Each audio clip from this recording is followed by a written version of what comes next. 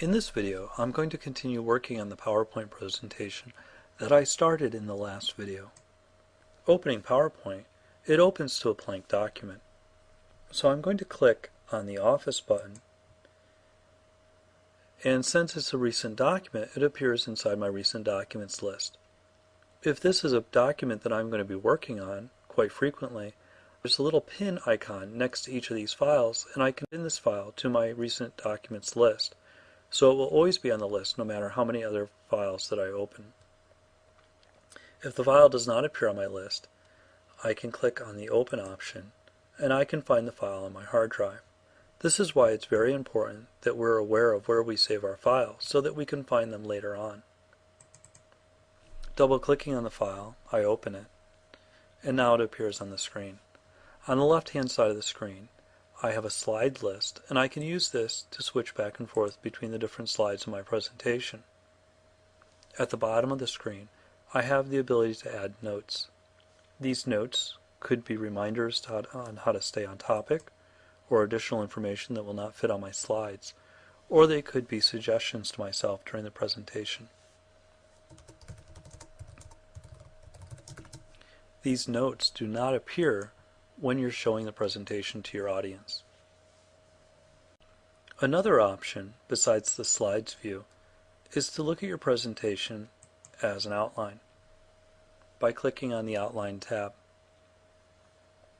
One of the advantages of the Outline tab is the ability to very quickly add multiple slides. You can easily go into the Outline tab and edit text, changing the formatting of text, or simply replacing the text with different text.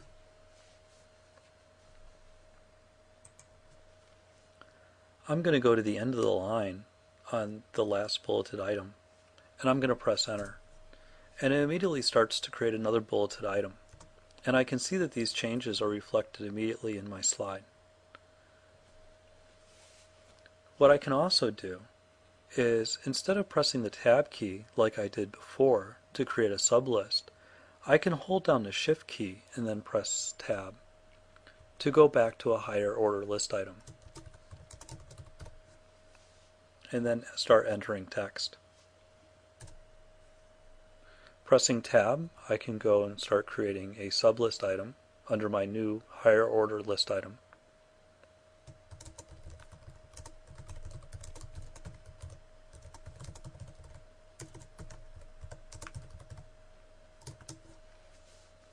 I can press Enter again to create another sublist item. Or I can hold down the Shift and then press Tab and start creating a higher order list item, or even a new slide by pressing Shift and Tab again. It is important that when you press the Shift key that you do not release the Shift key until you've pressed Tab. I can immediately start typing in the title for my next slide.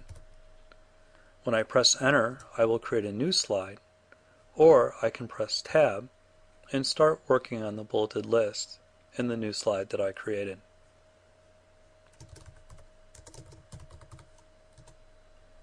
I can press Enter and create a new bulleted list item, and then I can press Tab and create a sublist item.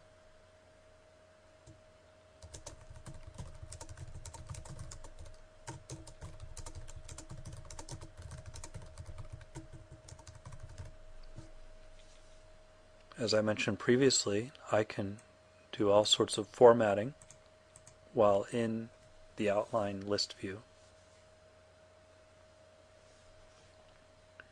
There are other views that are available to me. As I'm working like this, with a pane on the left-hand side of the screen and my slide on the right-hand side of the screen, I am working in normal view. In the bottom right-hand corner of the screen, near the status bar, I can see that I'm in normal view, or I can switch to Slide Sorter View. Slide Sorter View allows me to view all of my slides, and if I want to jump to any particular slide, I can just double-click on that slide. I also have the option, down in the bottom right-hand corner of the screen, to jump into slideshow mode. I can use the spacebar to advance through my slides. I can use the left or right arrows to move back and forth between my slides, or I can click with the mouse button. If I click with the right mouse button, I have several options, as well as having the ability to end a show. I can also end a show by pressing the Escape key on the keyboard. If I want to print my presentation, I can go to the Office button and click on Print.